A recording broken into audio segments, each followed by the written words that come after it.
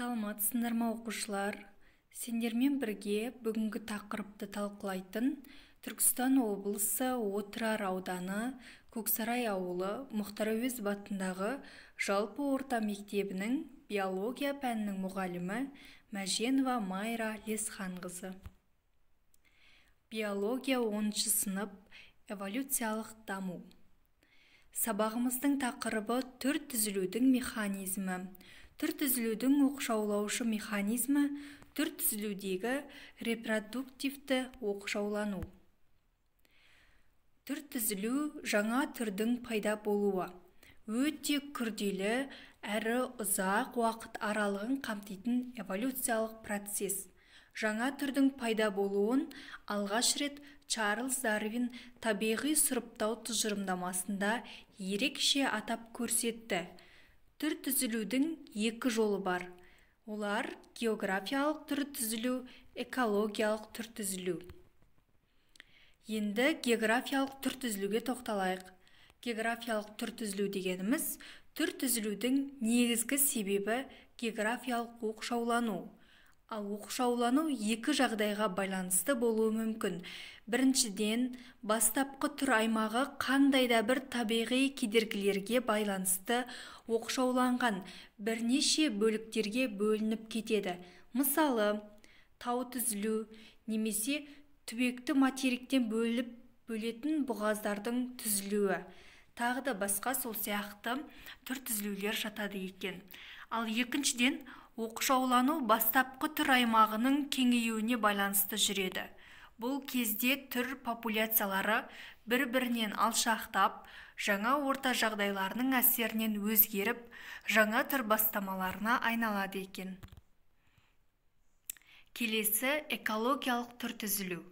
Ол түр аймағының жеке бөліктеріндегі экологиялық жағдайлармен тікелей байланысты. Жаңа мекен ортасындағы экологиялық жағдайлардың әсерінен көбею мерзімі де өзгереді. Биологиялық оқшаулануға негізделген экологиялық түр түзілуіне мысал ретінде әртүрлі орта жағдайларына бейімделген сарғалдақтың 5 түрі белгілі. Олай болса, географиялық және экологиялық оқшаулану популяциялардың алшақтауына, дербестенуіне, келешекте жаңа түрлердің түзілуіне әсер ететін эволюциялық механизмдер болып табылады. Сонымен түр түзілу дегеніміз нақты айтқанда пайда болған жаңа түр бастапқы түрден байланысын үзіп, олармен шағылысуы мүмкін болмайтын өз алдына дербес даралар жиынтығы екен. Түр түзілу мынадай түрлерге бөлінеді екен. Кестеде көрсетілгендей, аллопатриялық, яғни ол популяцияның географиялық тұрғыда оқшаулануы.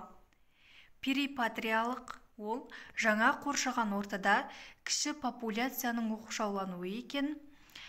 Келесі парапатриялық, перипатриялық сияқты, бірақ екі популяцияның арасында физикалық бөліну жоқ, экологиялық аймақта шекарасында.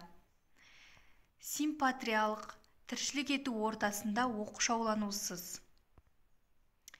Келесі экологиялық түр түзілудің себептері. Суретте көрсетілгендей, бірінші суретте құстар бейнеленген, ол қорек арқылы басқа түрге өту екен. Келесі мінез құлқындағы өзгешелік. Келесі суретте әртүрлі уақытта өніп өсу схемасы белгіленген. Келесі хромосома санының көбеюі, одан соң будандастыру, одан соң хромосома құрылымының өзгеруі. Парапатриялық түр өзгеру, яғни жаңа кестеде айтып өткендей, парапатриялық түр түзілудің не екенін толығырақ айтып өтейік. Кеніштің әсерінен топырақтардың металдармен ластануына жауап ретінде кәдімгі хош иісті масақтың парапатриялық түр өзгеріске ұшырауы. Енді эволюциялық биологияда репродуктивті оқшаулану. Бұл популяция арасында гендік алмасуды болдырмайтын механизмдер. Популяциялардың генофондарының бөлінуі кейбір жағдайда жаңа түрлердің пайда болуына келеді екен. Репродуктивті оқшаулану ұрықтануды болдырмайтын немесе тіршілікке қабілетсіз немесе ұрықсыз гибридтердің түзілуімен іске асуы мүмкін. Мысалы, қашыр немесе лошак. Қашыр деген ол жылқы мен есектің гибриді. Лошак есек пен биенің гибриді. Этологиялық оқшаулану ол изоляция вследствие, яғни экологиялық байланыстың болмауынан оқшаулану. Популяция ортақ территорияда, бірақ әртүрлі тіршілік ету орындарында өмір сүреді. Сондықтан олар бір-бірімен кездеспейді екен. Енді келесі уақытша оқшаулану. Бұл оқшаулану гүлдеу немесе жыныстық белсенділігі әртүрлі уақытта жүретін оқшаулану салдарынан болады. Суретте көрсетілгендей, бірінші суретте сәулелі қарағай. Оның тозаңдары ақпанда пісіп жетіліп таралады екен. Келесі суретте жіңішке қарағайы. Оның тозаңдары сәуірде пісіп жетіледі. Этологиялық оқшаулану көбею кезінде аталық пен аналықтың мінез құлықтық ерекшеліктеріне негізделген. Көбею кезеңі басталған кезде аталық өзінің аналығына белсенді қамқорлық көрсете бастайды. Егер құстарды жұптасу кезінде бақылайтын болсақ, онда аталықтың аналық алдында құйрығын жайып жіберіп, қалай жұптасу бейін билеген бақылауға болады. Міне суретте көрсетілгендей, барлығы анық көрсетілген. Енді бізде механикалық оқшаулану. Ол жыныс мүшелерінің құрылысының әртүрлілігіне байланысты шағылысудың, яғни тозаңданудың нәтижесіздігі. Сәлбен гүл құрылысымен ерекшеленеді. Сондықтан да олар әртүрлі аралармен тозаңданады екен. Мына суретте дәрілік сәлбен, бірінші суретте, екінші суретте ормандық сәлбен бейнеленген. Келесі гаметаның оқшаулануы. Гаметалар арасында таксистің болмауы, немесе аналық жыныс жолында, немесе аналықтың аузында микрогаметалардың өлуі. Келесі зиготадан кейінгі репродуктивті оқшаулану. Гибридтердің тіршілікке қабілетсіздігі. Мына суретте барлығы схема түрінде көрсетілген.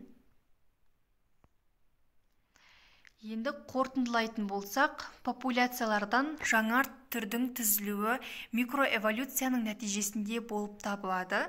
Географиялық түр түзілуде алғашқы аймақ табиғи кедергілерге байланысты бірнеше бөліктерге бөлініп, ондағы оқшауланған популяциялар әртүрлі эволюциялық факторлардың әсерінен өзгерістерге ие болып, келешекте жаңа түрлерге бастама беруі мүмкін. Экологиялық түр түзілу биологиялық оқшаулануға, негізінде көбею мерзімнің сәйкес келмеуіне, тағы да басқа жағдайларға байланысты жүреді екен. Бұл түр түзілудің ерекшелігі, түзілген жаңа түрлер бастапқы түрге көбірек ұқсайтын болады. Назарларыңызға рахмет, сау болыңыздар.